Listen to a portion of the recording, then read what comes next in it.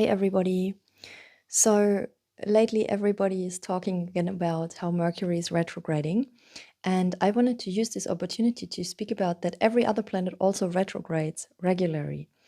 And when I looked which one is currently also retrograding, it was pretty interesting to see that it's Pluto.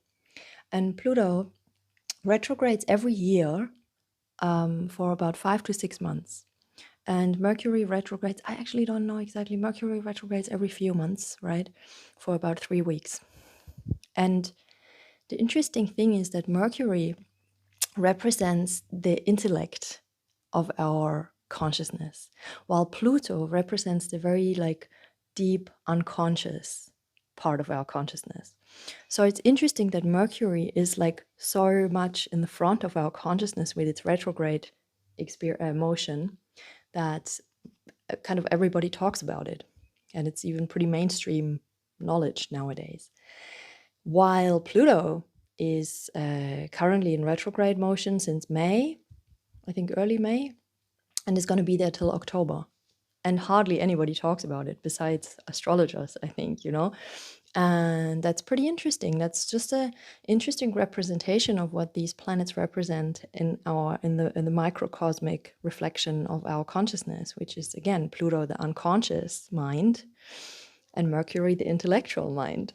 So it's also very funny because Mercury has this faster energy, obviously, because it moves very quickly around the sun, only 88 days.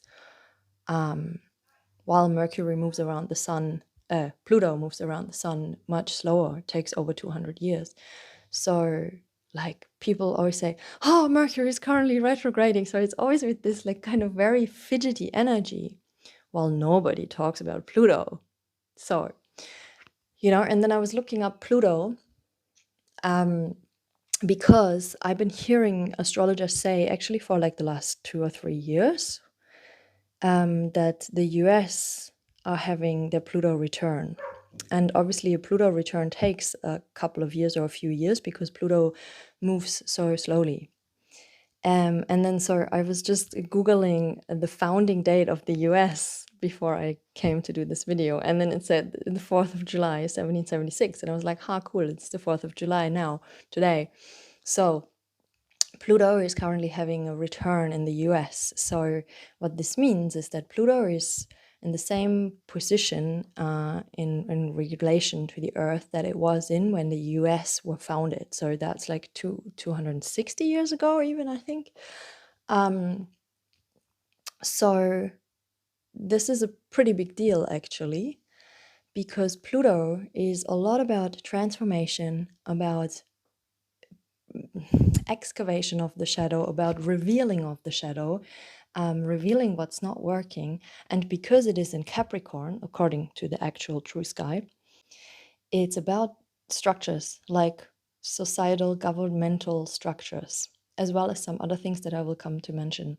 Yeah, it is actually also about this kind of bringing forth or working on something persistently and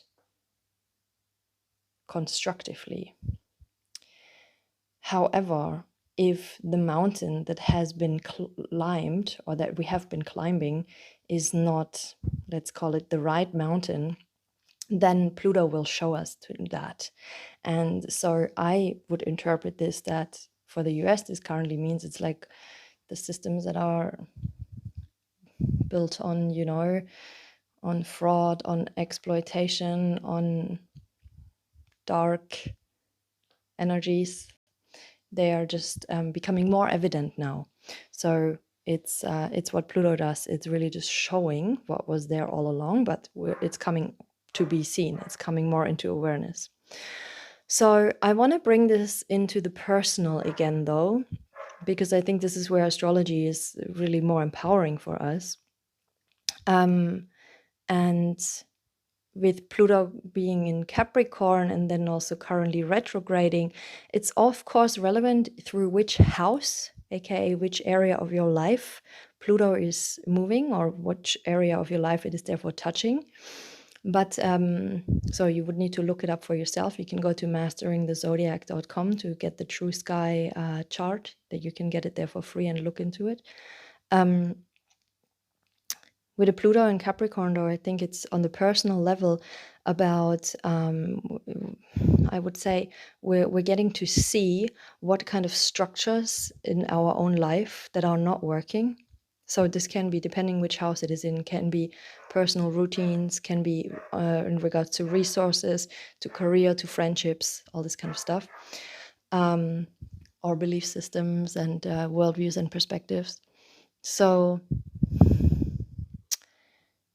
on one hand, we get to see what's not working, and then therefore, obviously, we can choose how we want to move forward and what we want to implement moving forward, what we want to let go of and what we want to plant instead.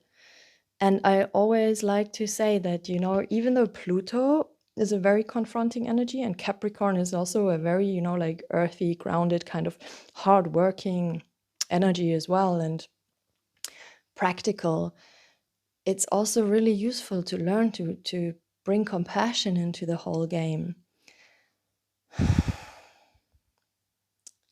And on this personal level is also about, it might be confronting us with the path that we're on. Capricorn kind of can represent some kind of greater work as well. So is the path that we're on, you know, feeling like it's the right path? Is the mountain that we're climbing feeling like it's the mountain that we have the endurance to keep climbing?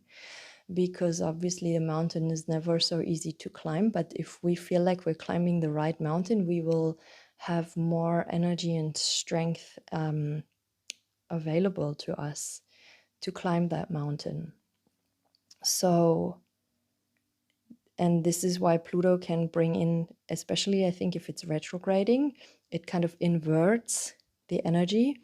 So it's kind of even more confronting, or just even more reflecting and self-reflective, and really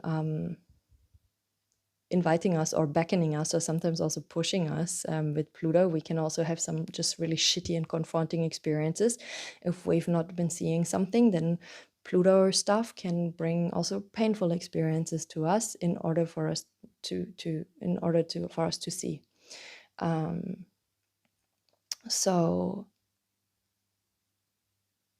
being confronted with structures that might not be working, bringing in disciplines that might be working better then.